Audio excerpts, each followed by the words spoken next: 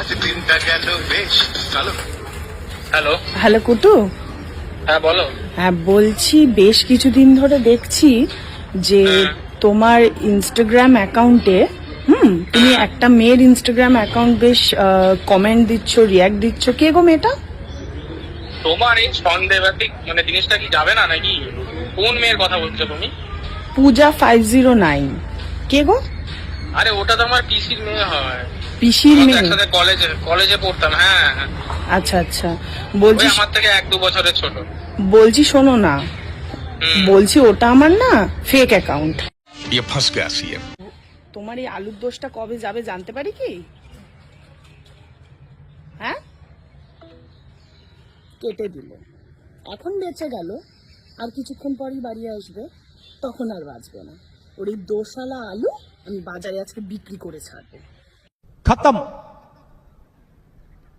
Bye bye, ta-ta, good bye, गया।